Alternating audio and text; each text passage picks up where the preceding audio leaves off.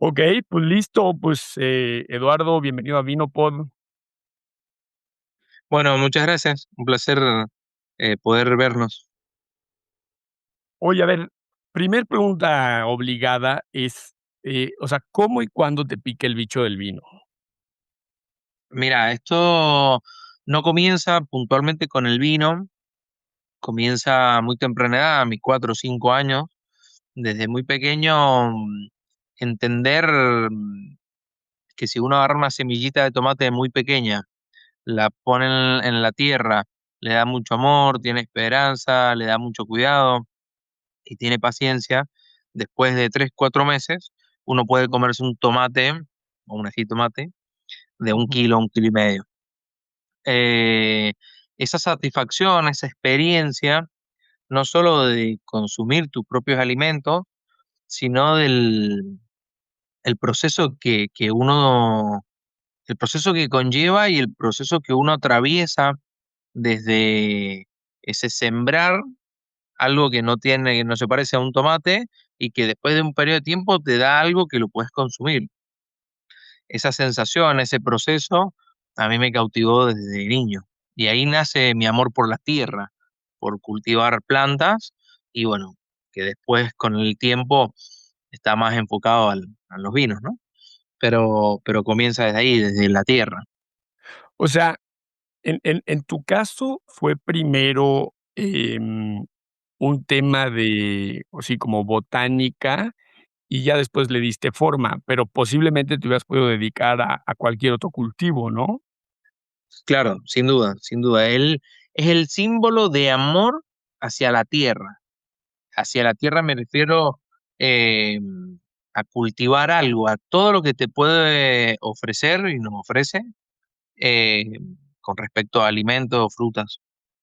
Entonces, desde ese lado, Qué interesante. Fíjate que es la primera vez que yo, escucho que alguien se interesa, no porque, o sea, por ejemplo, mi caso, ¿no?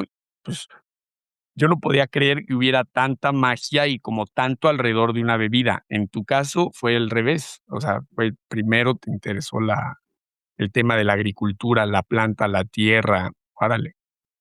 ¿Y y sin duda. cómo y cómo pasó ese brinco a okey, de todos los cultivos del mundo, cómo llegas al mundo del vino? Nosotros, en la cultura de nuestra familia, en la cultura argentina y puntualmente la cultura mendocina, que es en la cual yo me he criado y vivo, eh, es de descendencia italiana, de producir no solo tus propios alimentos, sino que conservarlos en el tiempo. Entonces, dentro de lo que es la cultura familiar, como de muchas familias, eh, acá en Mendoza y en Argentina y en el mundo, en diferentes lugares, es decir, ok, produzco mis tomates y después ese tomate está en el periodo de la temporada, pero queremos seguir consumiendo tomate todo el año. Entonces hacemos salsa de tomate, Mm, hacemos dulce de durazno o nectarino, hacemos pimientos envasados. Entonces, darle perdurancia en el tiempo, o sea, que ese producto pueda perdurar en el tiempo y consumirlo fuera de temporada, y a la vez, en esa transición que era normal para nosotros, eh, no lo hacíamos con todas las verduras y hortalizas. Algunas se producían y otras se compraban, pero se le daba ese valor agregado haciendo tus propias conservas. Entonces, esa transición desde la semilla hasta poder consumirlo fuera de temporada está en nuestra cultura y está en mis raíces. Pero a su vez, cuando uno en el tiempo va creciendo, va aprendiendo, claro, es una manera de darle valor agregado, ¿no? De entender que eh, uno puede sembrar una semilla, eh, producir un tomate y venderlo directamente, o puede hacer una salsa de tomate, ponerle en una botella, ponerle una etiqueta y, y venderlo. Ese es un valor agregado con una identidad de cada uno, ¿no? Con el tomate que se usó, con el envase, con los condimentos, etcétera, etcétera. Ya. Sí, yo, cuando mis alumnos me preguntan por qué el vino es un cultivo tan interesante, siempre les comento que justamente es fíjate, yo lo manejaba casi como la única, pero tienes razón, o sea, yo lo manejaba como es agricultura con valor agregado, que desde un punto de vista negocio es muy interesante porque, o sea, si tú te dedicaras a vender justamente como dices, ¿no? A sembrar, vamos a decir aquí que en México es muy común, chile, ¿no? Este Sí, pimiento picante. Si solo vendes chile verde fresco, pues todos tienen más poder menos tú, ¿no? Porque a ti el mercado te va a dictaminar un precio y te van a decir: "Hermano, yo pago entre esto y esto". Y si tú tuviste un mal año por un mal manejo tuyo, por una plaga, por lo que tú quieras, tienes poca injerencia y entonces rápido caes en una trampa, ¿no? Mientras que, claro, como tú lo dices, hacer mermelada, hacer, por ejemplo, en este caso, chile, pues, lo transformas en salsa, ¿no? Y si a la gente ujú. le gusta esa salsa, vaya que tiene este pequeño valor agregado. Y claro, el vino a mí me parece siempre muy interesante porque, pues, a ver, no sé, ¿qué opinión tienes tú de los vinos muy caros? Yo pienso que la calidad de un producto siempre tiene un techo, ¿no? Okey. En todos los productos que existen. Siempre tiene un techo y las calidades en cierto punto, en el caso de los vinos, se empiezan a igualar, con un estilo distinto, un sabor distinto, pero son calidades excelentes, ¿no? Que se encuentran en un rango. De ahí en más, eh, yo pienso que empiezan a influir, o sea, a influir otros factores que hacen del producto también y que hacen de la cultura y que hacen de, de un estatus social, ¿no?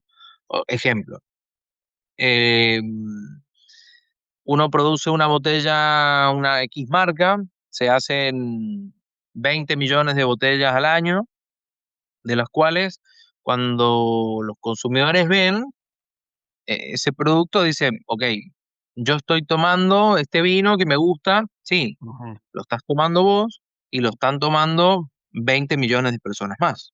claro.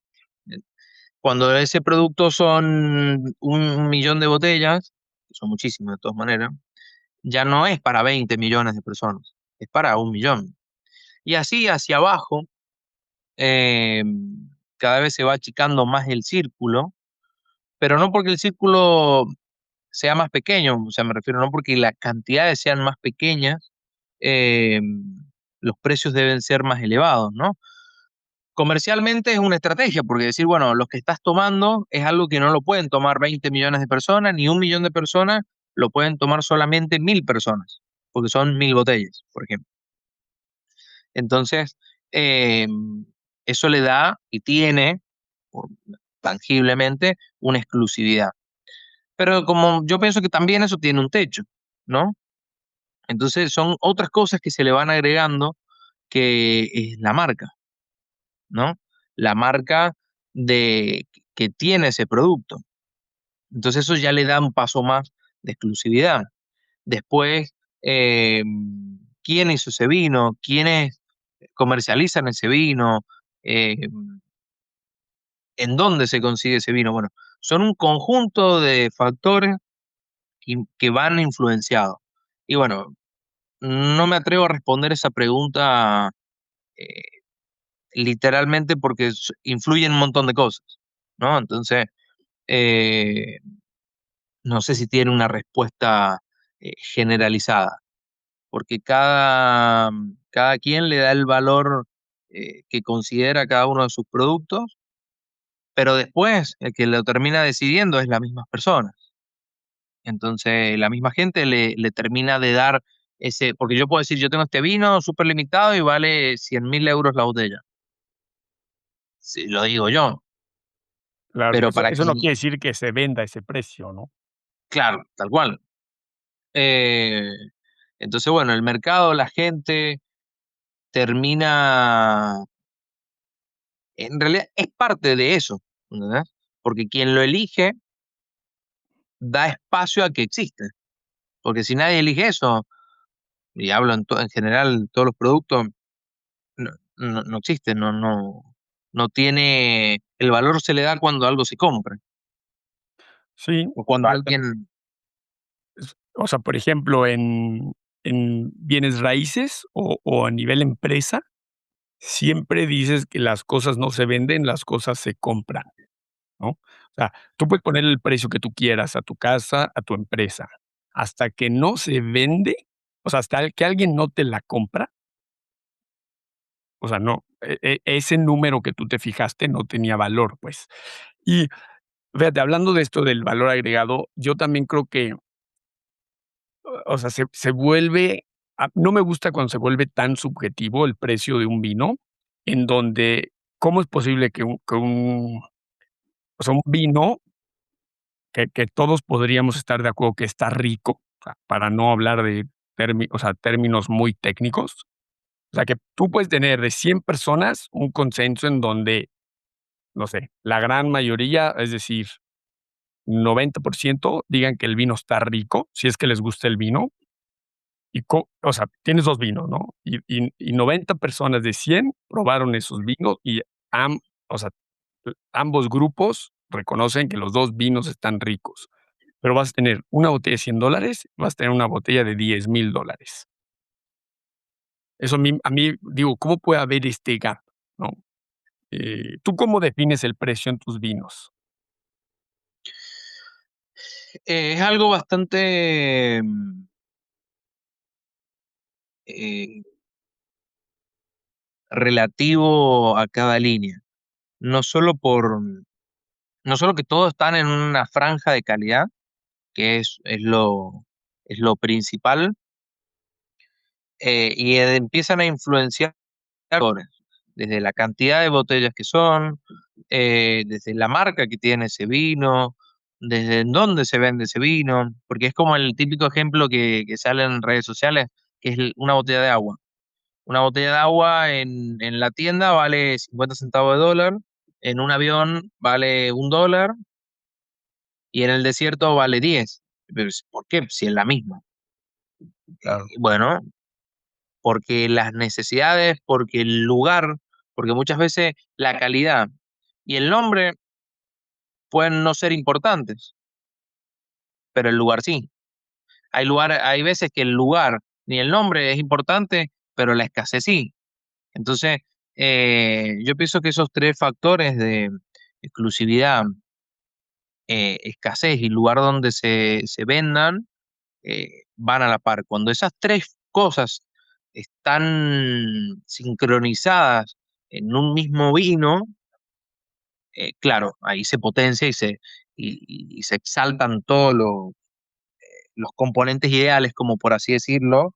Entonces, hay precios que uno dice por ahí, qué exorbitante. Bueno, pero ¿por qué son tan caros? Y porque lograron después de tanto tiempo, buscándolo o no buscándolo, que yo menciono estos tres, pero hay un montón más, se unieran, eh, y bueno, y como resultado da X precios, ¿no? Pero por ejemplo, bodegas que hoy venden una botella de vino en 200.000 euros, claro, esa bodega no empezó hace 5 años a servir, empezó hace 250 años y quizás más. Entonces, eh, es un conjunto de cosas que se permiten hacerlo porque ya llevan tanto tiempo, que cumplen con determinados factores, ¿no? Para que puedan existir esos precios. Entonces, son muchas cosas que van a la par y, y bueno, y hacen del producto. Es como decir un auto. Pueden hacer un auto que sea igual que Ferrari, como que una Ferrari, con el mismo color, forma, pero no se llama Ferrari, se llama otro nombre. Y vos decís, pero es igual, sí, pero ¿qué tiene? ¿El lugar donde lo venden? Sí, porque se venden en lugares muy exclusivos. Poca cantidad de ediciones de autos, sí, porque son poquitos los que hicieron. Claro, pero no tienen lo otro, que es el tiempo. Desde eh, que Ferrari sí tiene y que esta otra marca no tiene.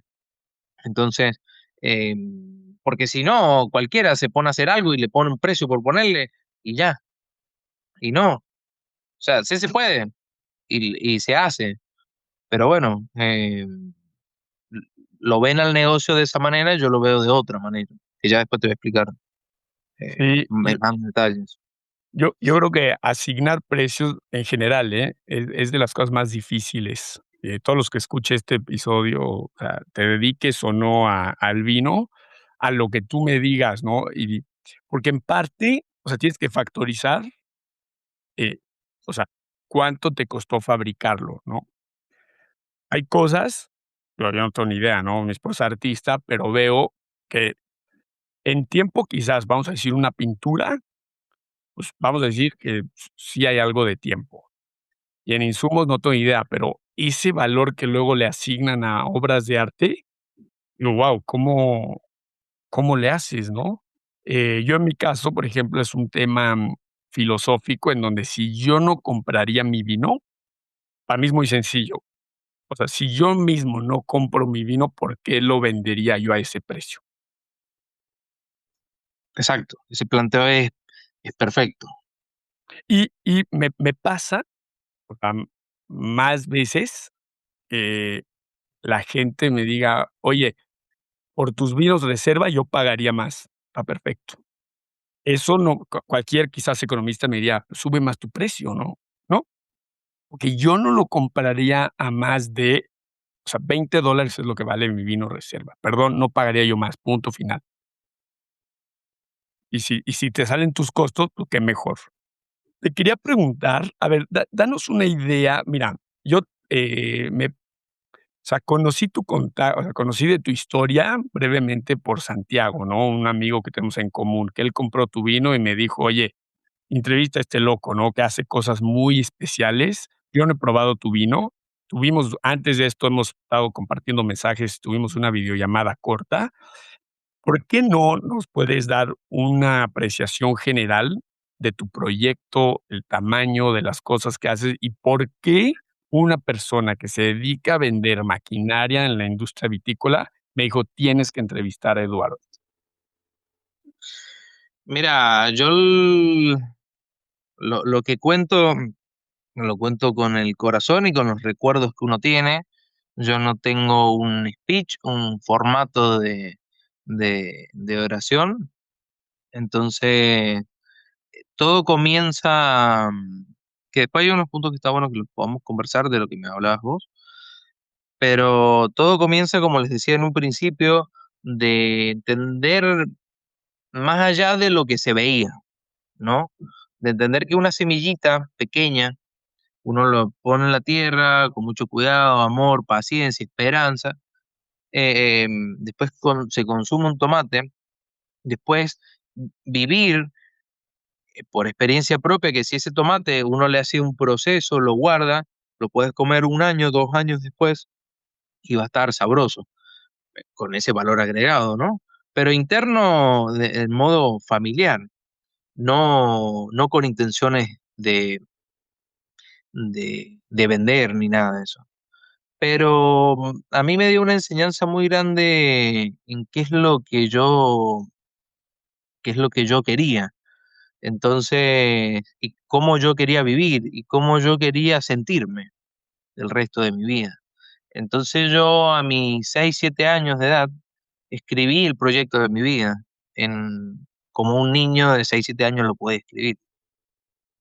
Pero lo escribí así como ahora lo cuento con mis recuerdos.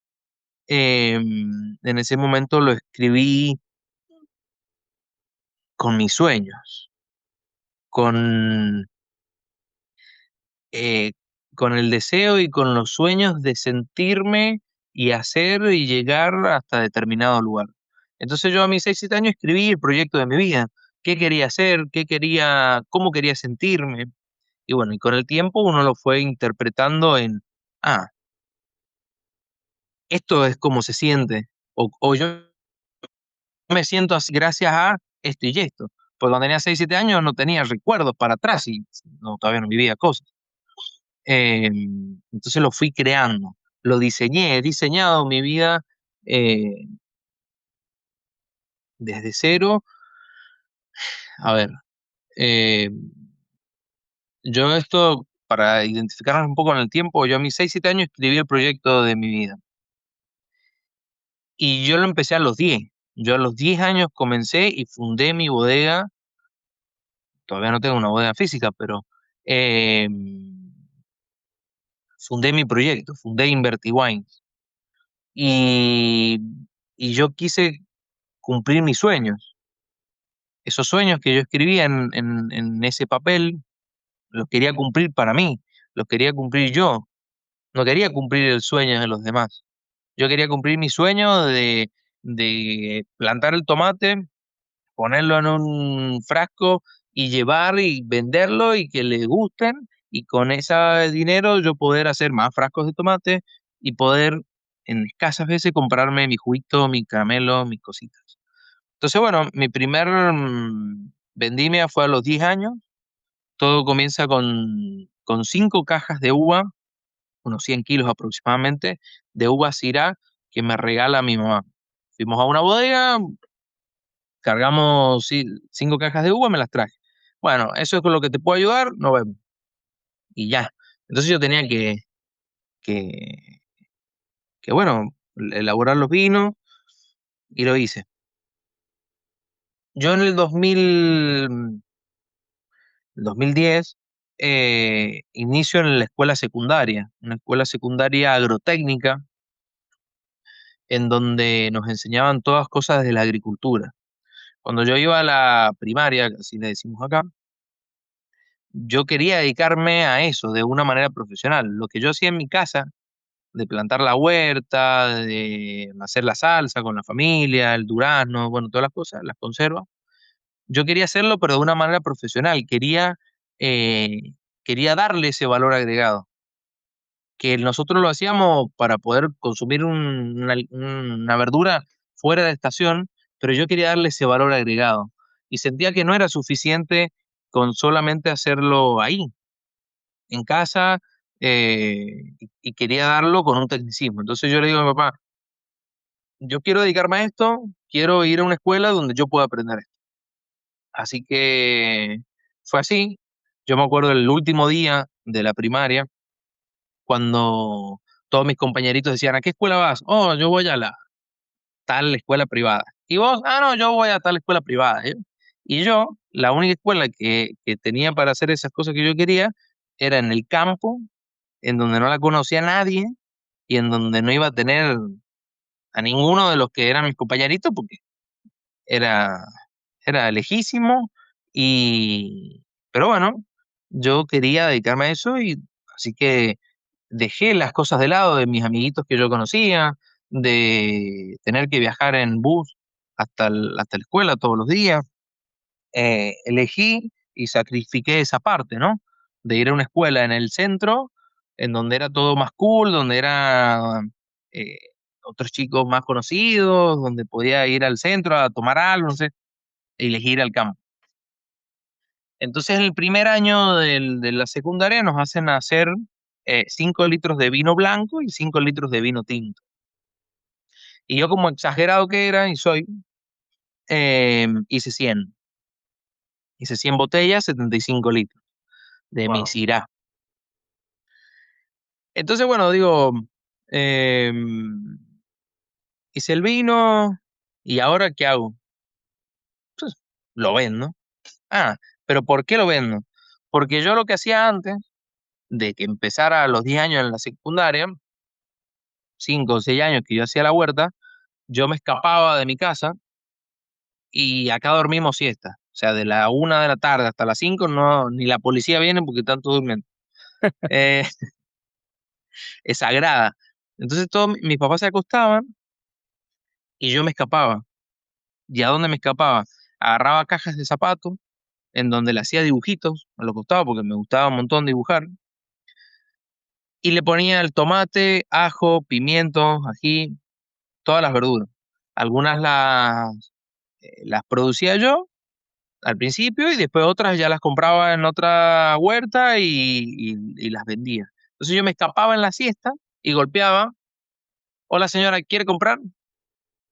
Bueno, y así, iba casa por casa, no me iba muy lejos porque me da miedo. eh, y así yo juntaba mi dinero y lo vendía bien caro porque era, no sé, un ajo así, bien grande, un tomate bien grande. Y digo, ¿por qué me compran casi todos los que les vendo? O sea, yo fui a él, me compró, fui allá, me compró. Si también lo vendía carísimo, o sea, al día de hoy, una cabeza de ajo así, la vendía unos $5, Ah, cuando, cuando en el supermercado valía 50 centavos, sí, o sea, claro. 10 veces más. Y digo, es caro, era muy bueno, porque eran grandes, de calidad. Digo, ¿por qué? Pues yo seguía, y vendía, y vendía. Y claro, yo entendí que la gente me compraba. Porque si va un niño que no mide ni 60 centímetros de alto y con la cajita así en las manos y te dice, ¿quiere vender? Y mirar, y lo mira así, claro, me compraban por eso, no solo por la calidad, sino porque para ayudar al niño que iba a vender las verduras. Hago mucho hincapié en esto porque es un recuerdo que yo lo veo sin cerrar los ojos. ¿Entendés? Y para mí fue ayer.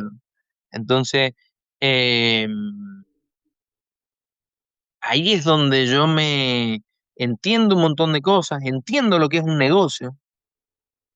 Por eso es que yo a mis 10 años ya lo fundé, a mi propio negocio, con mi esquema de trabajo y como yo soñaba en ese momento hacerlo. No sabía si se iba a poder hacer así, de esa manera, pero yo lo fundé con esas bases, ¿no? Así que bueno, yo con esa plata yo me compraba, a mí nunca me faltó nada, yo soy de clase media, eh, pero yo me compraba mi caja de 100 colores Faber-Castell, me compraba mi merienda extra, lo que me daba mi papá yo lo ahorraba, Y, y hacía de todo, desde limpiar jardines, vender verduras. Y bueno, y cuando ya tenía el vino, digo, ¿qué voy a hacer con tanto vino si no vamos a tomar tanto? Y me lo vendo. Entonces iba por las calles, en los contenedores donde sacan las botellas usadas, ya vacías, todo. Yo iba y juntaba botellas en la calle. Que juntando botellas en la calle es lo que me lleva a comprar mi primer viñedo a los 21 años. Que a ver, o sea, ¿qué quiere decir juntar botellas en la calle? ¿Botellas vacías? ¿A qué Claro, te refieres? todo lo que la gente tira en el basurero. Okey. Tú las lavabas, las desinfectabas, ¿qué hacías? ¿Les ponías agua hirviendo o qué hacías? Claro, le sacabas las etiquetas, las lavabas con mucho jabón y agua caliente y un cepillo, después las dejaba con soda cáustica, que se limpiara bien, Mm. y las enjuagaba, después le echaba alcohol, las limpiaba, se escurrían y llenaba. Entonces, del bidoncito de vino, yo con una manguerita llenaba las botellas, le ponía corchos usados porque no tenía dinero para comprar nuevos. Entonces, vinos en la mochila, ¿cómo se dice? Sí, mochila. ¿Cómo es que la mochila es la backpack? Sí, sí, Bueno, sí, sí, sí, sí. em, ponía los vinos ahí y hacía lo mismo que cuando vendía las verduras. Claro, pero yo le pregunto: "Hola, ¿quiere comprar?". "No". Iba a la otra casa: "¿Me quiere comprar?". "No". Entonces fue un completo fracaso, porque yo todo lo que venía haciendo 5 o 6 años para atrás con las verduras, claro, yo digo, si vendo así la verdura, voy a vender todo así el vino. Claro, pero ya no me compraban. ¿Y por qué no me compraban?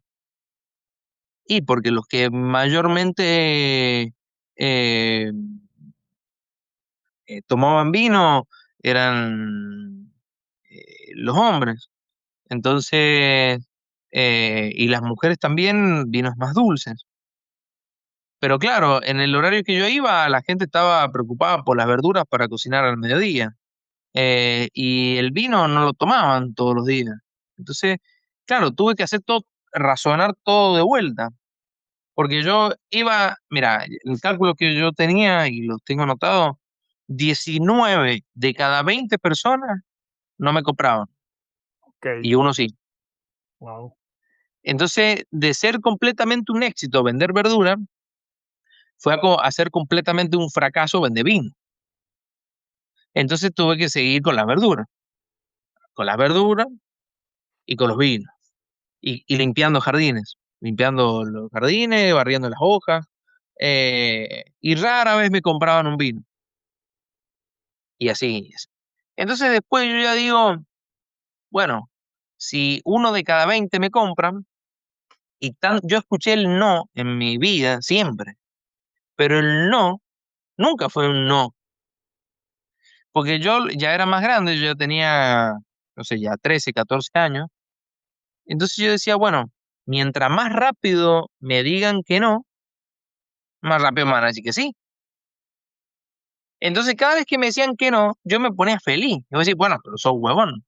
Si te están diciendo que no quieren comprarte, lo que vos has hecho con tu trabajo, con...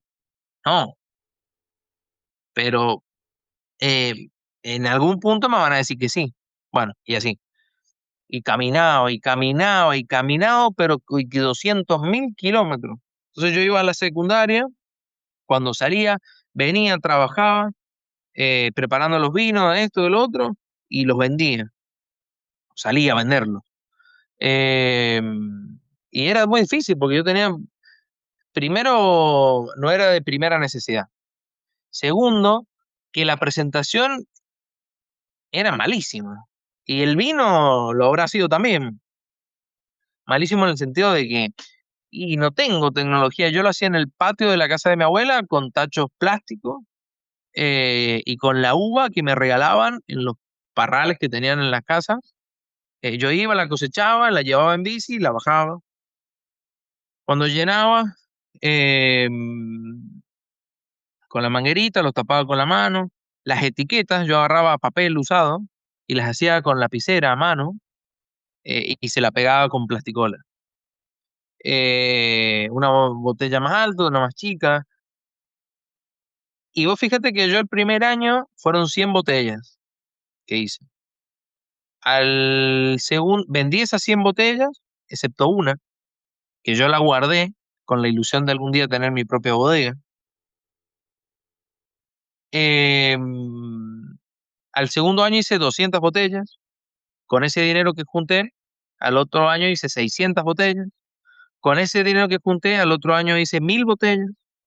Y así hasta hacer 15, 17.000 botellas en el patio de la casa de mi abuela y venderla en un 80% de manera directa, casa por casa. Parecía el de la soda, ¿viste?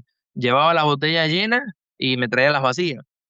La gente después ya ni quería etiqueta. Entonces, vos fijate que todo eso, yo quería tener todas las botellas iguales. Cuando tenía las botellas iguales, a la gente le daba lo mismo si tenía las botellas iguales o no. Le gustaba que haya sido así. Cuando yo por fin pude hacer eh, las primeras etiquetas, que fueron por allá como en el 2014, la gente me dice, no, ¿para qué me lo traes con etiqueta? Así sin etiqueta está bien. Entonces después no tenés que sacarla. Digo, siempre el deseo de querer mejorarlo nunca fue lo relevante, pero fue lo que me hizo crecer. Y crecer en el sentido de reafirmar cada año que pasaba el sueño que de niño tuve y quería.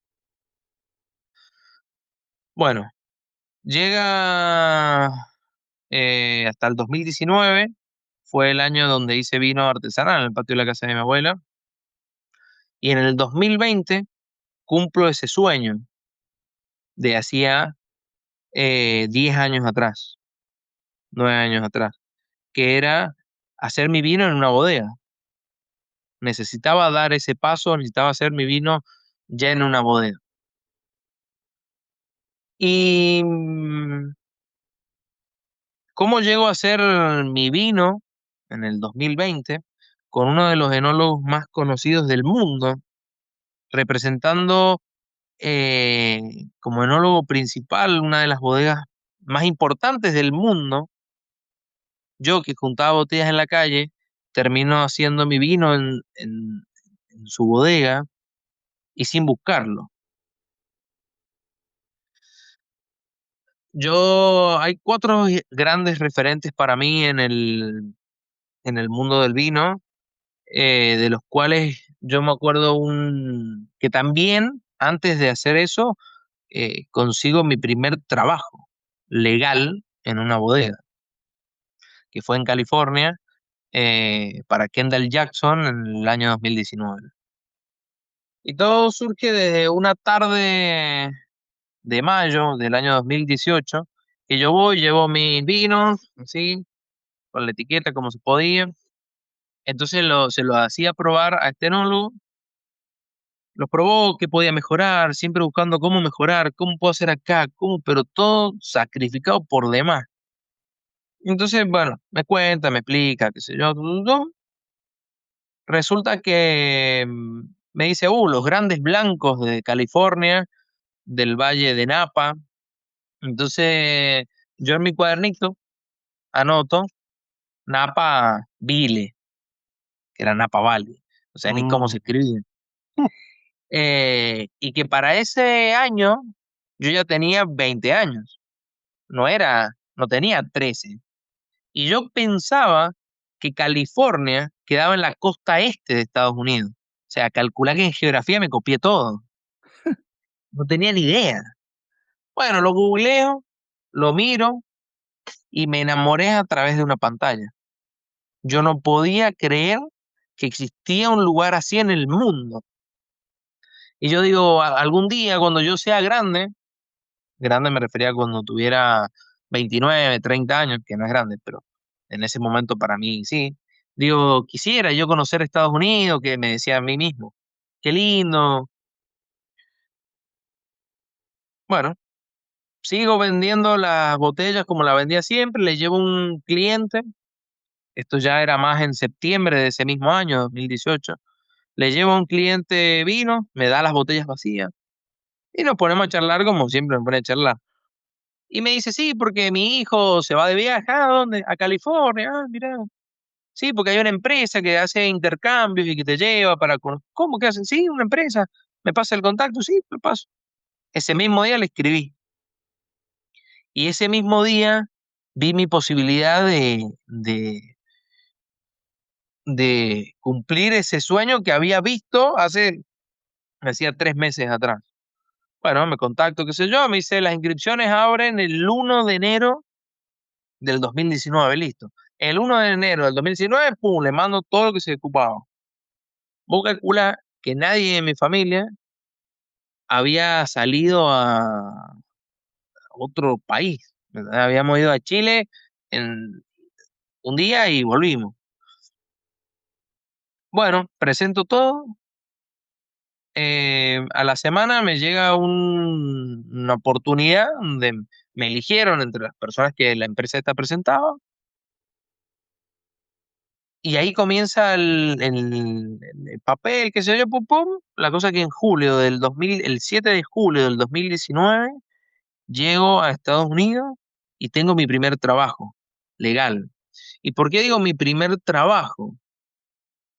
Porque cuando yo era más adolescente, hacía mi vino, estudiaba, cortaba pasto, vendía verdura y seguía con eso. Y vendí verdura hasta el 2021. Después ya no quise vender más. Eh, Como simbólico, no porque lo quisiera de otra manera. Y digo mi primer trabajo porque cuando yo estaba en la secundaria, la mayoría de mis profesores eran o dueños de bodega o eran enólogos de otras bodegas. Entonces, yo siempre estudiaba un montón, todo lo que fuera relacionado a la tierra, a los vinos. En todo lo otro era malísimo. Me copiaba, pero todo, no tenía ni idea. Lengua, matemáticas, geografía, todo. Pero lo de los vinos y lo de la agricultura, eso sí que me lo sabía y me lo sabía súper bien. Entonces siempre a los concursos iba yo, concursos interescolares. Siempre en las clases, los exámenes finales, nunca me los tomaban. No, ¿para qué? Nunca hice una prueba final en la preparatoria. Nunca me lo tomaron, decir, ¿para qué? Si ya era el único que hablaba entre todas las clases de ansioso de ir a la escuela, ansioso de aprenderla, ansioso de escucharla. En los recreos, yo me quedaba hablando con los profesores. Y hoy en día son mis grandes amigos y mis mismos profesores de la preparatoria me buscan para que yo le haga los vinos a ellos. órale, Entonces, em, claro, cuando me ofrecían trabajo, entre ellos o colegas, me dice, bueno, ¿podés venir, trabajar con nosotros? Bueno, entonces yo iba a las bodegas y me decía, bueno, mira, como vos sabés esto y esto, te podemos pagar esto y esto. No, le digo, no quiero que me pague. Entonces me miraba y me decía, pero ¿cómo que no? Si vos nos podés ayudar en todas estas cosas, no como enólogo, sin principal, obviamente que no, si yo tenía 15, 16 años, 17, pero sí ayudando en un montón de cosas. No, le digo, no quiero que me pague. No, pero ¿cómo no? Si te podemos pagar para que vos tengas tu plata, tus cosas y nos ayudes en este. No me pague. Oh, los cansé. Bueno, dice, ya está, me cansaste, no te vamos a pagar nada. Claro, pues yo no les decía por qué. Entonces estábamos trabajando, qué sé yo. Yo trabajaba gratis en ese momento, pero yo elegí trabajar gratis porque yo era fiel a lo que escribí cuando era un niño, y lo sigo siendo, que yo quería cumplir mis sueños, no el sueño de los demás. Y para cumplir mis sueños yo tenía que ser dueño de mi propio tiempo. Entonces, yo no quería regalar mi tiempo monetizado para alguna otra bodega, pero a la vez yo necesitaba ese crecimiento de decir, bueno, no me es suficiente con hacer vino en el patio de la casa de mi abuela, porque no conozco más que lo que hay ahí, que un bidón, que un balde y que las manos llenas de mosto, ¿viste? Entonces digo, necesito conocer logística, necesito saber lo que es trabajar con personas, el movimiento, fichas, protocolos.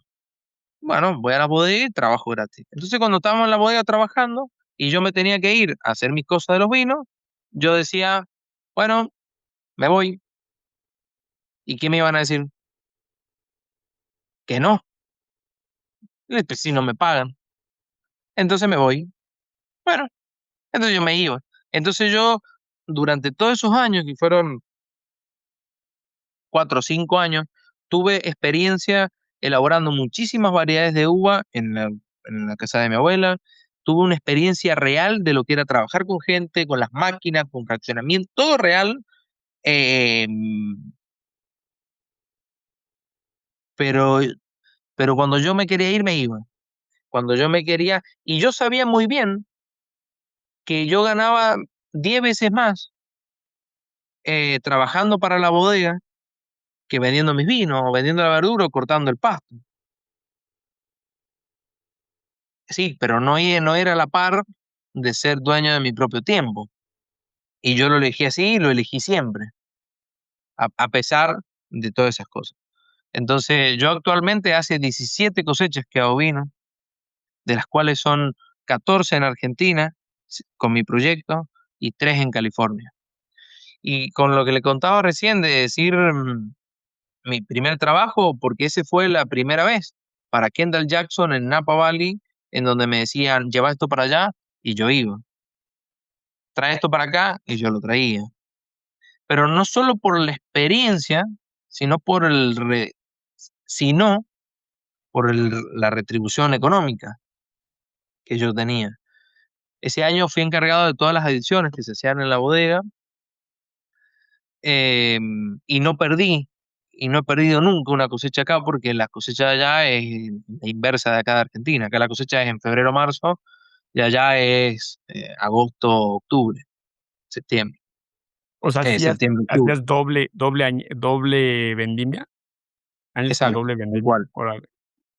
Y yo tuve y recibí durante muchos años la posibilidad de ser enólogo y enólogo principal de grandes bodegas. Y si yo hubiese querido, hubiese podido escalar en esas bodegas y al día de hoy estar como referente en bodegas de clase mundial. Pero, pero yo quería cumplir mi sueño de llevar mis vinos al mundo. Entonces, y sabía lo que eso implicaba, y sabía que, que era un camino muy largo y que era un camino en donde yo quizás nunca podía ver el resultado, y al día de hoy eh, lo sigo pensando así. Pero bueno, yo lo intento, eh, no con el deseo de verlo, de que si no lo logro voy a estar triste. Y no, es el deseo de intentarlo, de buscarle una y 2.000 millones de maneras para hacer una cosa, y después otra, y después otra. Eh, si querés hacerme alguna pregunta, después te sigo contando, porque es sumamente, ahí vamos como a Sí, la mitad de la historia. o sea, me gustaría darme una idea de la o sea, actualmente, o sea, la dimensión de tu proyecto, un poco cuántas botellas haces, si tienes viñedo, de qué extensión es este viñedo, qué variedades manejas, qué estilos de vino, en qué formatos. Actualmente yo tengo 28 años, como les decía, hace 17 cosechas que yo hago mis vinos. Compré mi primer viñedo de 2 acres o 1 hectárea, en donde tengo mis uvas, que es mi moscatel rosado. Otra variedad que me gustó mucho, que es la Angelota, que la injerté el mismo año que compré la finca, en el 2020. Actualmente, ¿Con anchelotas es monovarietal? Porque en Suiza yo trabajé con anchelota y se usa, no sé que no es tintorera, pero se usa, por ejemplo, para aumentar color en vinos. exacto, exacto, es una variedad que es diferente a otras que sí son tintoreras, pero tiene un potencial enológico muy bueno. Entonces yo hago 100% Anchelota Wow, y a la vez uso en diferentes cortes. Malbec Anchelota, Malbec Cabernet, eh, con diferentes porcentajes porque tiene esa posibilidad también. Pero también tiene la posibilidad de hacerlo 100% varietal. wow. Ah, perdona que te Eh, interrumpí, ¿qué más? no, no, por favor.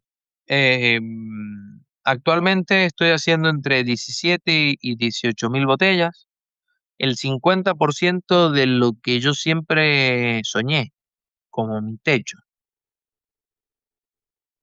Pude haberlo hecho más rápido, sí, claro, pero yo siempre elegí el camino más lento, en el camino que ni siquiera puedo ver hasta dónde llegar o hasta dónde es, pero el camino más lento y ahí va un poco con lo que hablamos más temprano de los precios, en que yo podría ponerle un valor más caro a mis vinos, eh, pero yo siento que sería injusto conmigo, injusto con quienes supieron esperar.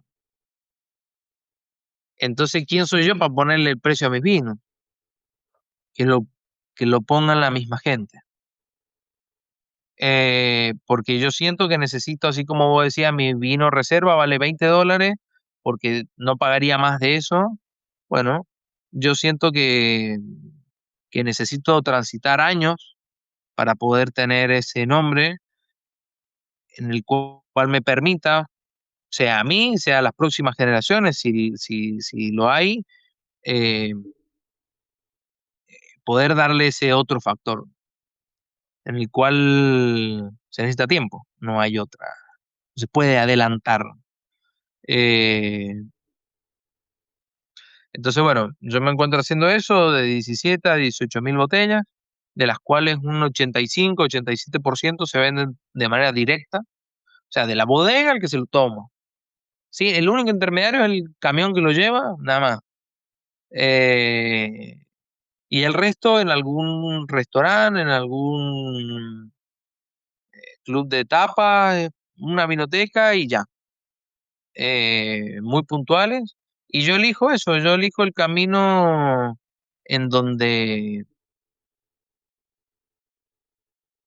en donde uno sea elegido por cómo es y no por cómo se ve. Eh, Ahí les voy a hablar un poquito de eso también cuando continúe después contando de cuando hago mi primer vino en una bodega. Va muy a la par de esto que yo les cuento. Así que bueno, ese es un poquito, estoy en el desarrollo de exportación, eh, con una marca que estuve 5 años buscándola y, y nada, y siempre mantenerme en el techo que yo he buscado, que son 35-40 mil botellas al año entre todos los vinos y ya. ¿Blanco y espumado no espumoso no haces?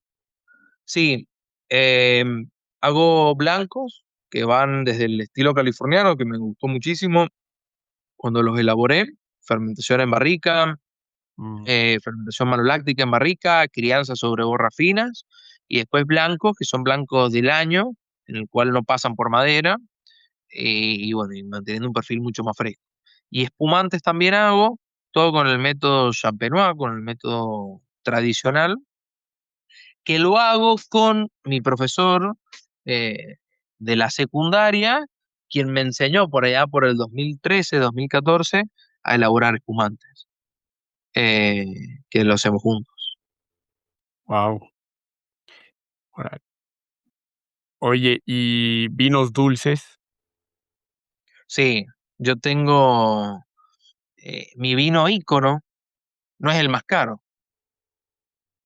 es el vino, eh, es el vino de mi infancia, es con el vino que estuvo como primer renglón en el sueño de aquel niño hace 21 años atrás, y es esto, eh, mi moscatel rosado dulce natural.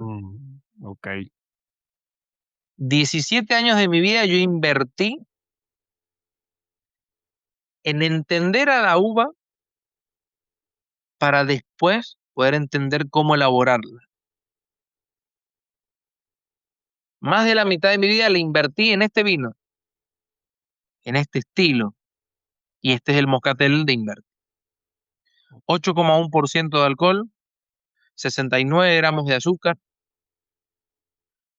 Yo siempre digo que es el vino que une parejas, rompe parejas, cada uno le puede dar la utilidad que necesita en ese momento. Pero el moscatel es la uva de mi infancia, es la uva que yo comía con un granito, eh, y, y- y es el patrimonio cultural de los mendocinos. Podían haber venido los personas de otros países y podían tener 800 hectáreas de finca, pero ¿qué uva tenían en el parral de la casa? La casa que era parte de la propiedad del viñedo. 800 hectáreas, 100 hectáreas de viñedo, pero la uva que tenían en el lugar más preciado, que es donde vivían, era el moscatel rosado. ¿Y por qué? Es una uva sumamente, está dentro de las más aromáticas del mundo, Ah, sumamente terpénica, tiene aroma en la piel y en la pulpa, sí, o sea, aromas primarios, ¿no? claro, y que están 100% reflejados en este vino final, los aromas primarios. Entonces, te traslada a quien probó en algún momento de su vida ese granito de uva moscatel de una finca. Y a quien no lo probó, uno puede entender con este vino el sabor que tiene esa uva. Y el sabor que tiene esa uva acá en Mendoza, que es único. Claro, porque hay que recordarle a la audiencia que, o sea, las uvas, vamos a decir, un Cabernet Sauvignon, un Malbec, si tú te las comes, no saben a uva, ¿no? A esta idea, alguien que no viene del mundo del vino, este sabor a uva o son variedades de Norteamérica, ¿no? que tiene este sabor y olor, o son variedades que le llamamos aromáticas, como el moscato, el gewürztraminer, ¿no? Que sí que saben a uva. O sea, que esos aromas están disponibles desde la pulpa, ¿no? tal cual, ¿Y exacto. y y por qué le dicen moscatel rosado? O sea, ¿porque la uva es tinta o es rosada o qué pasa con eso? Es así, dentro del moscatel, porque hay muchos moscatel en Argentina y en el mundo, y se elabora mucho moscatel para hacer mistelas, para hacer vinos fortificados, para hacer cosechas tardías, pero este puntualmente, y por eso yo lo menciono así como esta oración, es moscatel rosado, dulce natural, porque hay moscatel de Alejandría, Sí.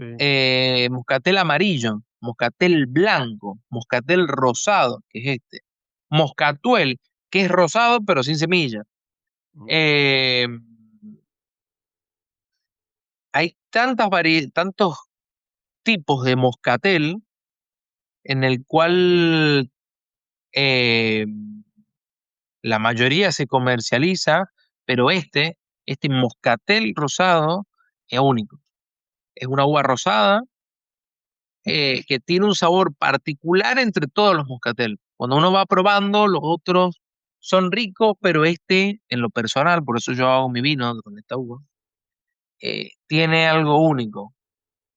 Y, y es una uva que en Mendoza cada vez se va perdiendo más, cada vez hay menos de esta uva, por el simple hecho de que esta uva tiene doble propósito, o hacer vino o consumirla en verdulerías fresca para el consumo, referido a eso que decías vos recién. Entonces vos calculás que esta uva, para venderla en verdulerías, el valor que tiene eh, es 5 veces, 6 veces más de lo que sale para hacer vino. Y encima es una uva que el dueño del viñedo se queda así, vienen, la piscan, toda bien bonita, todo se la lleva y se la pagan. Que ujú, efectivo, cash. Y para hacer vino en bodegas, es una uva que tenés que cosecharla, llevarla, que te la paguen cuando puedan y te la pagan 6 veces más. Entonces, mm, 6 veces menos. menos, Entonces, claro. quien tiene esta uva como productor, ¿qué va a hacer? ¿La va a vender ahí de contado 6 veces más cara o la va a vender 6 veces menos y en más tiempo? No, la va a vender ahí en el momento. Entonces, cada vez hay menos, no solo porque la arrancan, sino porque el que la tiene la vende para las verdulerías. Y bueno, yo elijo hacer vino, por eso es que no conozco eh, bodegas que hagan este varietal de esta forma y además con la elaboración que yo tengo para este vino. Entonces es lo que lo hace único. Y obviamente, al ser un vino dulce natural, quiere decir que no está encabezado, quiere decir que el azúcar que tiene es un azúcar residual, ¿no? Tal Y cual. y eso logras frenar la fermentación alcohólica agregando sulfuroso, con frío, una filtración estéril, ¿cómo es que lo manejas? Mira, durante muchos años fui probando diferentes maneras. Yo desde hace 3 años tengo esta calidad de producto. Eh, pero en los otros 14 años probé diferentes estilos y maneras de hacer este tipo de vino. Y te cuento ahora en diferentes tips. Este vino nace de 3 elaboraciones distintas. Primero, se cosecha una uva sumamente verde, en donde tenemos solamente 5 o 6% de alcohol potencial, donde es sumamente ácida, imposible de comer.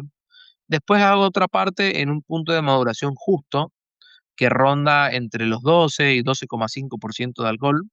Y después otra parte con una uva muy sobremadura que ronda los 17, 18, 16 grados potenciales de alcohol. Entonces, yo a la uva que cosecho más verde, la cosecho con un punto de maduración y una elaboración diseñada para que sea mi vino más ácido de la bodega. Por otro lado, cosecho mi uva en el punto justo donde logro que sea mi vino más aromático de la bodega.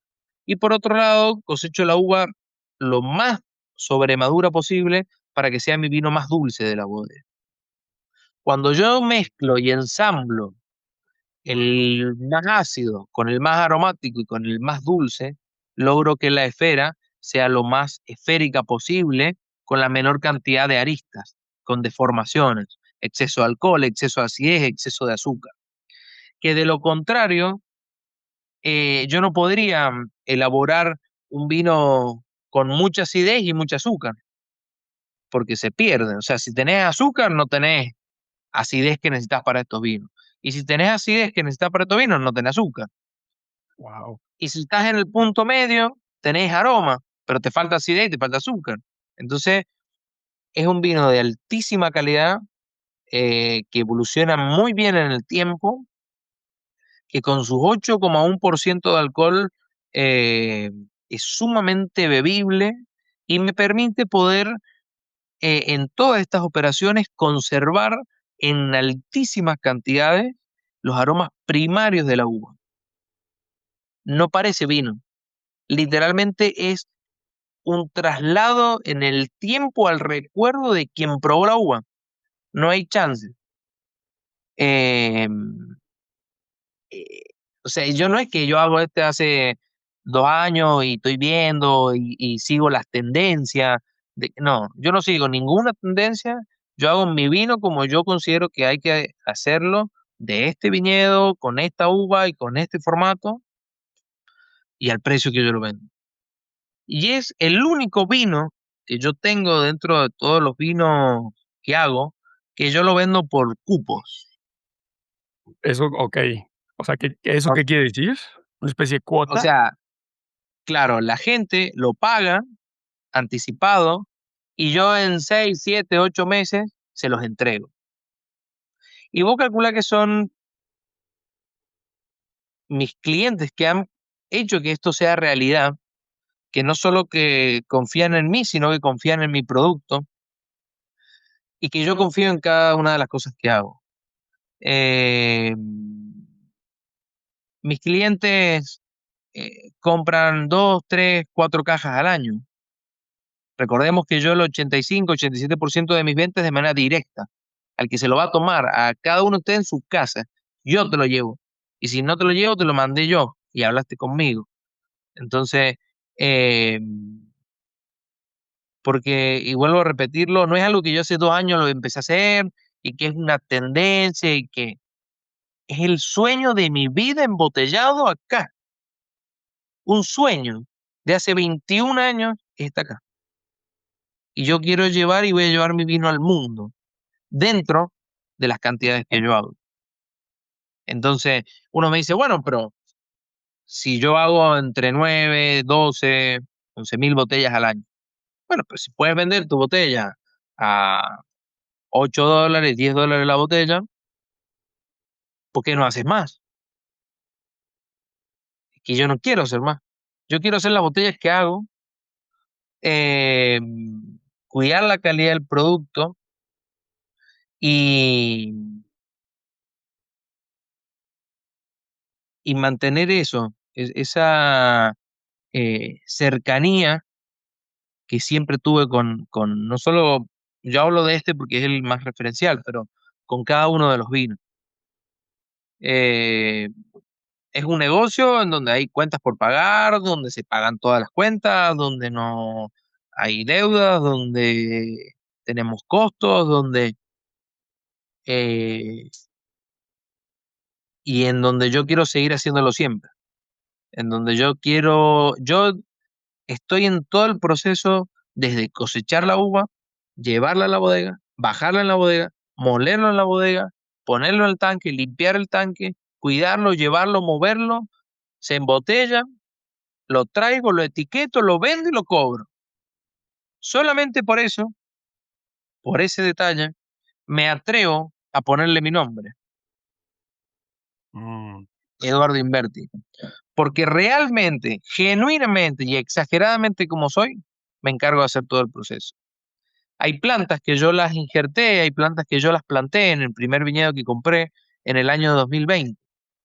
en donde esperé 3, 4 años para cosechar los primeros frutos y en donde ya se elaboró el vino y en donde el vino saldrá dentro de 1 año, 2 años más. Entonces es un proceso de 8 años de espera interna para poder tener un producto. Pero no es que gran parte de las uvas yo las compro en diferentes viñedos, em, porque no tengo viñedos por todos lados, tampoco los tendría. Entonces son con productores que me han dado la posibilidad también de comprar sus uvas y que trabajamos de esa manera, que yo compro las uvas y elaboro los vinos.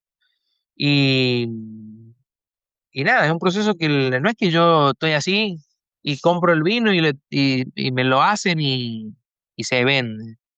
No, no, no, o sea, planté la semilla, me dio el fruto, le di valor agregado y lo vendí. Ese es el formato de empresa que yo diseñé y que yo quiero. Y voy a decir, bueno, pero eso no te va a hacer llegar a estos lugares y vender en tantos restaurantes y en tantas cadenas de supermercados. ¿Quién dijo que yo quiero eso? Oye, Hay un refrán, y hay que decirlo que además los restaurantes son pésimos pagadores, ¿no? Supermercados también, ¿no?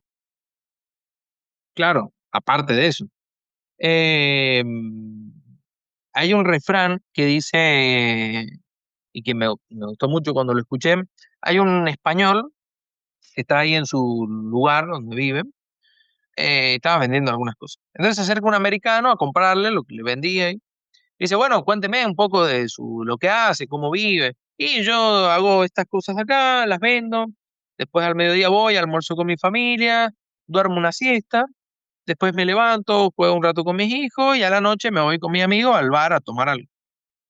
Y le dice, pero ¿cómo que usted trabaja tan poco? Solo 4 o 5 horas. Sí, yo trabajo eso. No, le dice el americano, pero si usted trabajara más horas, podría ganar más, entonces podría poner a gente que le ayude a hacer todas las cosas acá. Y le dice, ¿y para qué? Y porque si tiene gente que le ayuda eh, a hacer esto, produce más, entonces ya puede abrir una sucursal en el otro pueblo también. ¿Y para qué le dices el español? Y porque si abre diferentes sucursales, usted va a poder expandirse, va a poder tener más ingresos y abrir otra sede en otro país. ¿Y para qué le dice el español? Y para que cuando usted tenga 60, 70, 80 años, usted pueda levantarse a la hora que le guste, almorzar con su familia, dormir una siesta, jugar con sus hijos y a la noche irse a tomar algo con sus amigos al bar. Sí, claro, claro, Entonces, ¿para qué hacer eso si ya lo estaba haciendo ahí, en ese momento? claro. Entonces, em, ese es el formato de vida que yo elegí y que no me perdí ni un solo día en hacerlo. Entonces, según quién, y algo que yo siempre eh, converso y discuto, según quién hacer más es mejor y Sí, según quién ganar más es mejor y según quién ganar menos es peor y según quién hacer menos es peor. sí, ¿Quién? sí, yo la primera vez que yo me hice esa reflexión fue en clase de filosofía en tercero de secundaria. Bueno, que aquí en el sistema americano que llevamos en México era primero de preparatoria, y yo me hice esa reflexión viviendo muchos años. En ese entonces había fallecido mi tía y con tal son decisiones que se toman muy duras, ¿no? Pero con tal de que ella viva un mes más, le quitaron el estómago. Y yo me acuerdo de joven, chico, ¿no? Ver eso y decir: "Es una maldita aberración", ¿no? Pero claro, situacionalmente hablando, y ahora que tengo hijos, si a mí me dicen: "Oye, un mes más estás en sufrimiento absoluto, pero es un mes más de ver a tus hijos", pues no sé, ¿no? Yo no sé qué hubiera decidido, quizás también. Y me acuerdo que le hice esa pregunta al mi profesor de filosofía, o sea, ¿por qué en este caso era vivir más, ¿no? Pero ese más, tú lo puedes trasladar al más de lo que quieras, más dinero, em, más propiedades, más. no sé, más relaciones sexuales, ¿no? Más relaciones comerciales, más. Ese más, ¿por qué ese más es mejor que menos, no? Muy interesante tu reflexión. Y, o sea, y entonces regresando a este estilo de vinificación tan particular, o sea, creo que es una manera muy interesante de lograr un equilibrio y un estilo de vino, además haciendo algo relativamente estable, ¿no? Porque fíjate, dentro de las 3 posibilidades que yo te dije, ninguna era la que tú me dijiste, ¿no? Porque si tú, eh, o sea, bajas con temperatura, es difícil, yo lo he hecho y es muy difícil darle al porcentaje de alcohol que quieres, ¿no? Porque hay levaduras, tú lo sabes, que la pueden estar a 3 grados y siguen fermentando, ¿no? Sulfuroso, pues es muy invasivo y si estás poco equipado es como lo hubieras tenido que hacer, pero entonces no hubieras logrado, por ejemplo, el White Zinfandel tiene ese problema, ¿no? Son vinos muy pesados porque le falta, en mi opinión, les falta acidez, ¿no? Estos rosados de Zinfandel muy dulces, pero muy flats, ¿no? Eh, ahora, ya que tienes tu mezcla, sí le tienes que hacer un filtrado estéril, ¿no? ¿Cómo garantizas que ese producto no se va a mover después en botella? Sin duda. Eh, Algo que yo también comentaba y que también la elaboración de todos los vinos tintos está basada en este formato. Y ya te voy a contar de dónde surge. Porque todo surge desde la experimentación, desde vivirlo, eh, y de personas que me dieron buenos consejos y yo supe tomarlos. No quiere decir que porque sea el vino más aromático, no tiene que tener buena acidez o azúcar. No quiere decir porque sea el vino más dulce, no tiene que ser aromático. Y así. Entonces, pero su descriptor principal es el azúcar, es el aroma, es la estructura, es el color, son los taninos. Entonces, tiene un componente que fue diseñado, pensado para que sea el más representativo. Pero a su vez no quiere decir que no pueda tener otros también. Esto después se ensambla, se mantiene toda una temperatura de 4 o 5 grados hasta el día del fraccionamiento. Entonces eso me permite de entrada eh, evitar que se desarrollen las levaduras. Antes de eso, yo antes las fermentaciones las frenaba con frío como se podía, porque agarraba botellas congeladas con agua y se los ponía y lo enfriaba, me rezaba un Padre Nuestro y le echaba sulfuroso y se frenaba, pero me quedaba con mucho anhidrio sulfuroso. Me costó 10 años, una década, resolverlo. Y resolverlo mediante el, las herramientas que yo tenía. Entonces, em, yo los vinos no solo bajo la temperatura, sino que los filtro. Freno la fermentación con filtración de centrífuga, que me baja el NTU por debajo de uno o en uno, de los cuales ya saco gran parte, no de los microorganismos, pero sí de eh, eh, compuestos que favorecen el desarrollo y multiplicación de los mismos. Entonces yo freno la fermentación con filtración. Eh,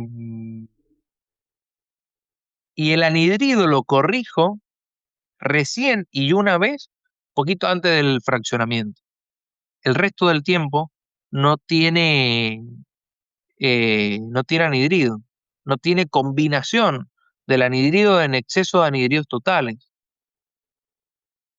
Entonces, bueno, y ahí obviamente previamente una super filtración esterilizante, muy, muy fina para sacar absolutamente todas las bacterias, levaduras presentes y a la botella.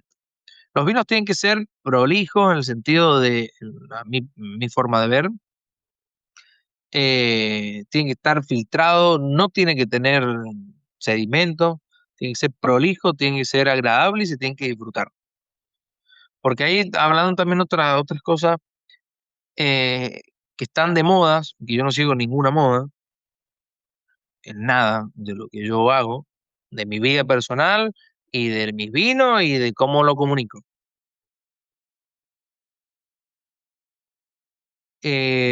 Y sobre todo modas, pero eso no quiere decir que uno no se prepare, que no vaya estudiando cosas nuevas, que no esté al tanto de nuevas tecnologías, no tiene nada que ver.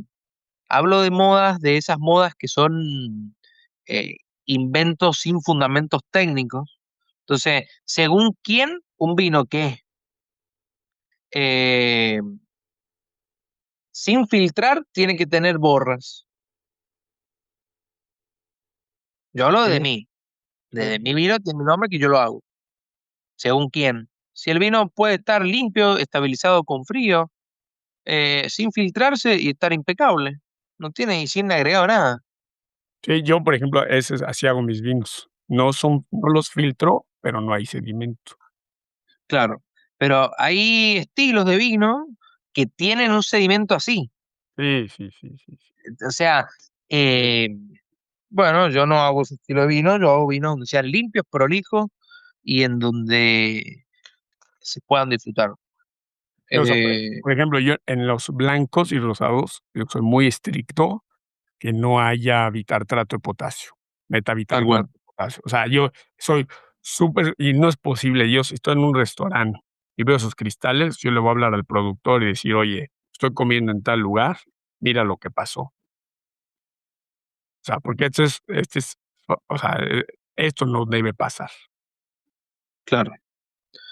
Entonces, bueno, eh, yo pienso que hay muchas tendencias que son tendencias sin un fundamento, Claro, por lo que en el tiempo caducan.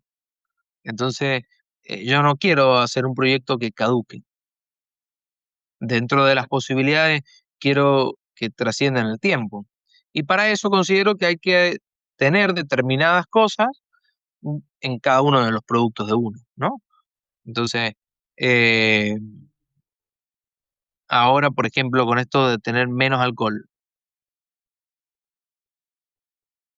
el vino tiene que ser, cuando un vino es equilibrado, yo me he tomado Cabernet de Napa, que tienen 16 grados de alcohol, y los tomo igual que si tuvieran 9% de alcohol.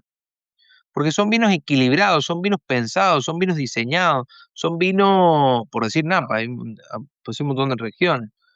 Incluso la Angelota Mía, un vino con muchísimo color, sumamente eh, complejo, pero simple. Simple en el sentido de que nosotros que nos dedicamos a los vinos, que producimos los vinos, podemos y hablamos el tanino, la acidez, el color, el pH, el bitartrato, pero gran parte de la gente que consume vino no habla de eso. No habla porque no le interesa o porque no conoce o porque no habla. Yo doy el ejemplo siempre de dos médicos que se juntan en un restaurante, a dos amigos, que se juntan a almorzar. Entonces piden una botella de vino, piden la comida y ¿de qué van a charlar ellos? ¿Del bitartrato de potasio, cómo se combina y precipita en la botella del vino? ¿O van a charlar de lo que a ellos les gusta, que probablemente sea la medicina, ¿no? Por eso son doctores. Ellos van a charlar del bisturí, del coso, el otro. Y en lo que ellos conversan, de lo que ellos quieren conversar, el vino lo van a servir, la comida la van a comer. El vino, el lugar, la comida es un acompañamiento a lo que para esas personas es interesante, que es la medicina o el disfrutar ahí con la otra persona. No es el protagonista el vino. Entonces la gente quiere hacer así, abrirlo, servirlo y tomarlo. Y para eso incluyen estos factores principales, que son los que están, lo que yo tengo en cuenta a la hora de hacer mis vinos, es que a la gente no le gusta que sea alcohólico, ácido, amargo, áspero. O sea, si el vino no es alcohólico, no es ácido, no es amargo, no es áspero, a la gente le gusta. Entonces yo no sé por qué hay vinos que son alcohólicos, ácidos, amargos y ásperos. ¿A quién les gusta? Y probablemente a los que mismos hagamos vino. A mí me encanta el vino que yo lo tome y sea áspero, ácido por acá, me fascina, porque uno lo ve desde otro lado. Pero gran parte de la gente solo quiere abrir el vino, servirlo y tomárselo. Entonces, eh, me parece muy bien y me parece bien porque cuando se quiere lograr que el vino sea el centro de atención de una mesa, ahí para mí está el error. Porque el centro de atención es quien es la gente que está en esa mesa, o esa misma persona que está solo. Esa es la cosa, la persona o el objetivo principal. Y así, con mis vinos, mi gran deseo es que es cuando yo veo una botella vacía y cuando no me dijeron nada del vino, porque yo no quiero ser ni protagonista, ni el eje central, ni nada. Mientras menos yo se hable de mí y de mis vinos en una mesa, mi trabajo está mejor hecho. ¿Por qué? Y si se habla y todo, bienvenido y encantado y me pone recontento. Pero mi trabajo es, mientras menos se hable del vino, mejor. Porque quiso decir que el vino acompañó lo que para esas personas era importante, sin ser el protagonista principal de esa reunión, de esa cena, de ese almuerzo. Entonces, ese es el perfil que yo tengo como persona, ¿me entendés? Eh, y que sería ilógico que el vino que se llama igual que yo tenga un perfil distinto a como Claro, soy yo, si buscas una coherencia, ¿no? sin duda. Oye, Eduardo, acercándonos al fin del episodio, me gustaría, si tú pudieras, o sea, darle un consejo a ese niño de 10 años, o sea, ahorita viajar en el tiempo, qué le dirías? Si es que le dirías algún consejo. Hay una frase que no es mía, pero que me gusta mucho y que tomó sentido en el 2020 cuando yo hice mi primer vino en una bodega. Igual que como lo venía haciendo yo, con las uvas y tal, pero en formato legal de una bodega. Y esa frase dice, lo imposible solo tarda un poco más. Lo que para aquel niño de 6 7 años parecía imposible, solo demoró 21 años más.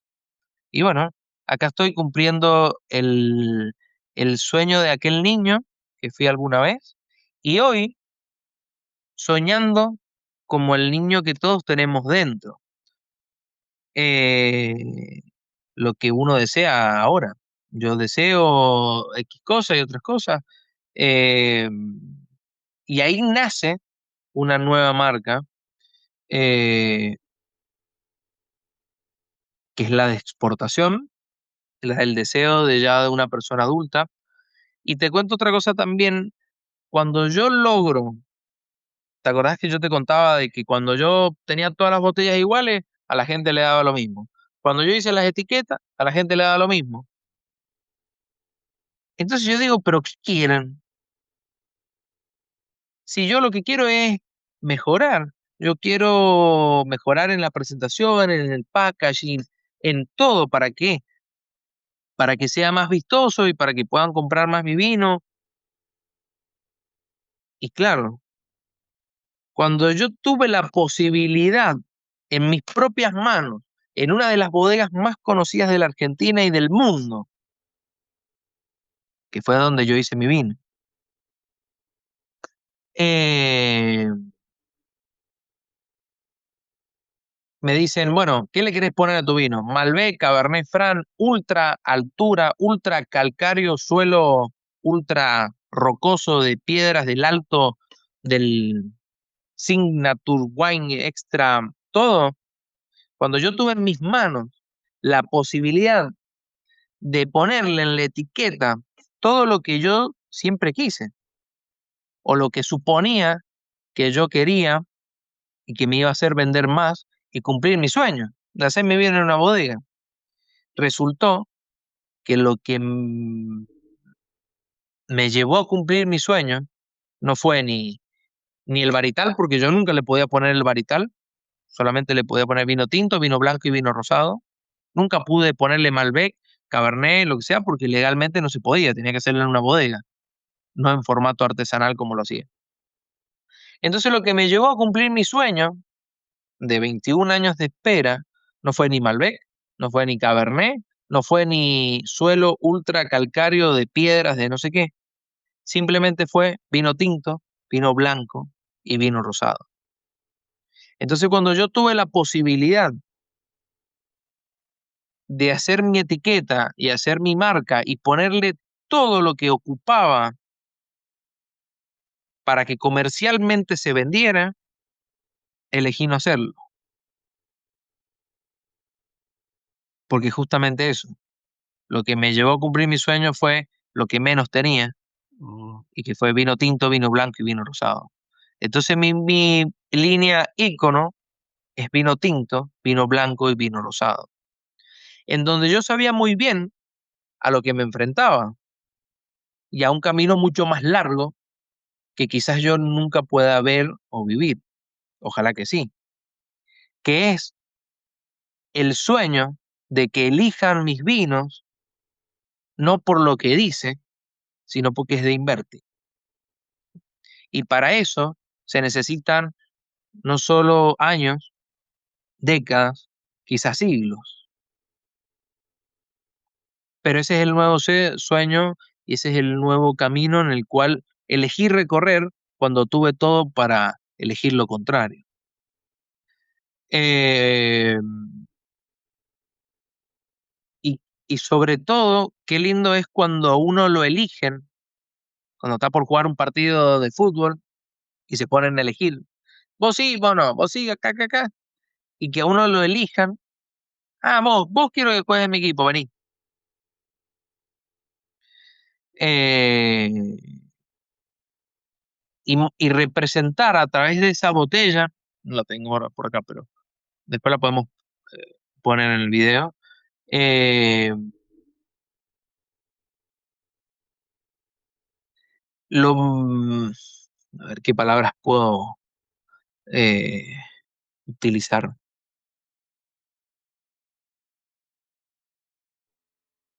Lo voy a unir a la otra marca. Yo desde el 2020 hasta una noche de octubre del 2025 estuve buscando mi marca de exportación, que no se llamara Eduardo Inverti, sino una marca en donde yo pueda mostrar, sí, los varietales 100%, en donde sí pueda eh, tener una etiqueta que tenga otros recursos para que se pudiera vender.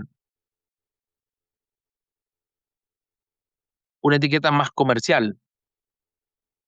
Y yo durante 5 años de búsqueda de ese nombre, yo soy una persona que me fijo en el detalle, que pienso 800.000 veces todo, analizando casi todas las posibilidades que se puedan. Bueno, y no me di cuenta esa noche de octubre del 2025 que lo que yo me pregunté durante 5 años a mí mismo, la respuesta estaba en lo mismo que yo me preguntaba. Y que lo importante nunca fue ni la búsqueda ni el resultado, sino ese puente invisible en el cual todos transitamos, que une a esos dos puntos. Y que lo más importante y simbolizado con la vida es eso. Uno cuando se compra la última camioneta, nuevo modelo, está feliz una semana. Y después sí, uno le da el valor a esa camioneta, y con una frase eh, que es de Pepe Mujica, que dice, hablo del valor, pero cada cosa que compramos no la compramos con plata, sino la compramos con el tiempo que tuvimos que gastar para conseguir esa plata. correcto. Eh, y lo que me lleva a mí a tener todo proyecto desarrollado y estar preparado como persona, como proyecto, con la calidad de los productos para llevarlo al mundo. Nunca fue el nombre. Por eso el nombre que yo le puse, ese nombre es Leponte, está mal escrito. ¿Y por qué está mal escrito? Porque nunca el nombre fue lo importante, lo que yo busqué, sabiendo cómo soy. Porque en francés es Le Pont y en italiano es Il Ponte. Está mal escrito. sí, Este es Le Ponte. Porque justamente eso, lo que me llevó y me lleva ahora a llevar mi vino al mundo, dentro de la escala pequeña que yo tengo y que quiero, fue eso, fue esa búsqueda, fue ese camino en el cual transité y en el cual todos transitamos entre nuestro deseo de lo que buscamos y de lo que podemos encontrar. Eh, y con la otra marca de vino tinto, vino blanco y vino rosado, yo digo que es un regalito para mí, para el Eduardo de 40, 50, 60 años o quizás nunca, de que lo puedan elegir a ese vino, no por cómo se ve, sino porque es. Y eso para mí es imposible, porque ¿cómo hago? Llevar mi vino al mundo en donde uno está en una góndola, en donde los precios, en donde las etiquetas, en donde todo es lo más atractivo que hay para poder comercializar un producto. Y en donde el mío tiene una presentación súper sencilla, súper discreta, y que yo quiero que lo compren por eso. Pero bueno, para eso no es sencillo. Uno ocupa transitar y vivir una vida entera. ¿Y cuánta gente nunca lo vio? Pero bueno, se cumpla o no se cumpla, es lo que yo quiero y yo voy a luchar por mis sueños. Pero como la otra frase, ni la búsqueda ni el resultado es lo más importante, sino el puente que nos une entre eso. sí, el camino, ¿no? Siempre es el camino. Exacto. Eh, Sin duda que sí. Oye, pues, creo que ha sido una charla que yo personalmente he disfrutado mucho. Em, o sea, le digo que esa pasión, esa convicción y esa o sea, ¿cuánta gente conoces que planea su vida a los 10 años y la cumple, no? Yo te deseo mucho éxito. Platícanos, Eduardo, ¿cómo te puede contactar la audiencia? ¿Cómo podemos comprar tus vinos? Todo. Ahí agregando algo y que para mí es sumamente importante a lo que decías, eh, se puede tratar de un proyecto individual, en donde quien cosecha la uva soy yo, en donde quien lo elabora soy yo, en donde quien lo envasa soy yo y quien lo vende soy yo, y encima que el vino se llama como yo. Mm, Puede parecer eso, pero, y lo digo con el corazón, es todo lo contrario. Yo siempre digo que yo bajo ninguna circunstancia jamás hubiese podido llegar hasta el lugar de mi vida donde me encuentro hoy si no hubiese sido por cada una y todas las personas que creyeron, que apostaron, que confiaron y que aconsejaron a ese niño, a ese adolescente y a ese adulto que soy yo. Si no hubiese sido por cada una y todas las personas, yo nunca hubiese podido hacer nada de las cosas que he hecho. Y no podré hacer nada solo. Entonces, yo soy sumamente agradecido de la vida, de cada una de las personas que incondicionalmente me ayudaron. Y no hablo de monetariamente.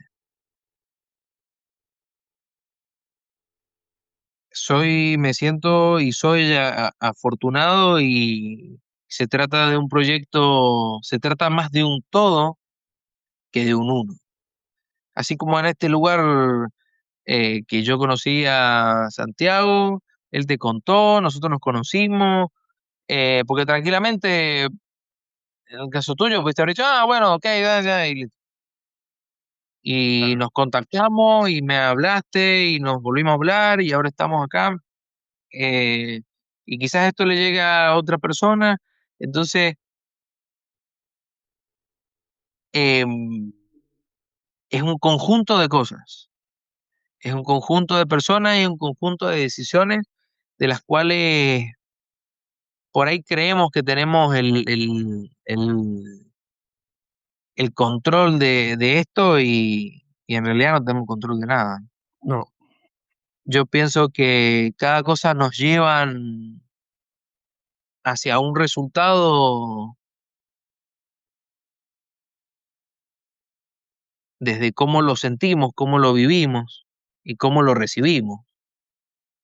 De que cuando nos dan un consejo, puede ser bueno, puede ser malo, puede servirnos ahora o no. Entender que la persona que te lo da no es solo un consejo, son años de vida de esa persona que nos traslada a cada uno de nosotros o trasladamos, eh, y que lo brinda desde algo que no se puede comprar y que es el tiempo. Y es un regalo para nosotros cuando alguien y nos da ese consejo desde el corazón, desde esta recomendación, desde esa ayuda. Y por eso digo que yo he sido afortunado porque mucha gente que conozco y que no conozco ha colaborado y ha ayudado desde su tiempo en que yo pueda vivir y pueda vivir en el sentido de vivir este sueño. Y de cada uno de los clientes que eligen cada uno de mis vinos por cómo son y no por cómo se ven. Así que bueno, gracias por este espacio, por tu tiempo, por compartir esto y yo digo que una historia o cuando es leída o cuando es escuchada. Entonces, ¿de qué sirve hacer todo uno, si no tiene con quién compartirla sí, claro. o no hay alguien que elija escucharla?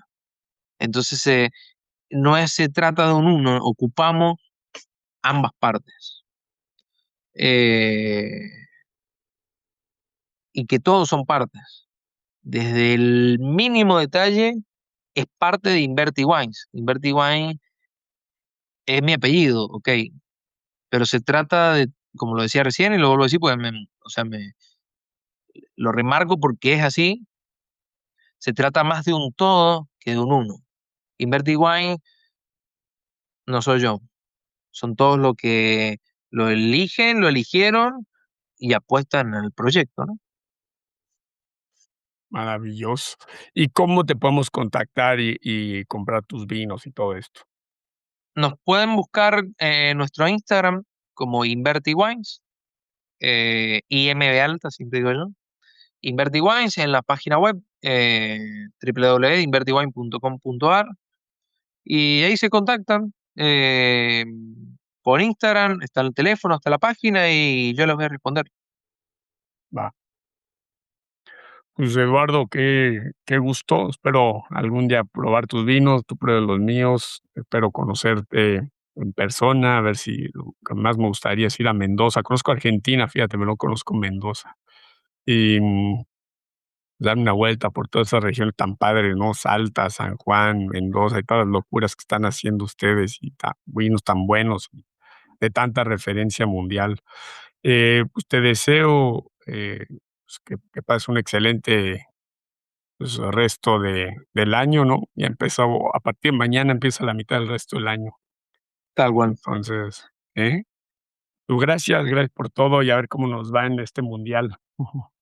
Bueno, esperemos que nos deje alegría y que volvemos a lo mismo. No es ni esperar el mundial, ni ver el resultado, sino vivirlo. Claro, Es lo que le da el sentido, claro. independientemente del resultado que haya. Pero bueno, si ganamos, mejor. Listo. Un abrazo, que estés muy Abrazo bien, ¿eh? grande. Vale, Éxitos. bye. Bye. Okey, entonces ya le estoy poniendo aquí Free audio post production by alphonic.com.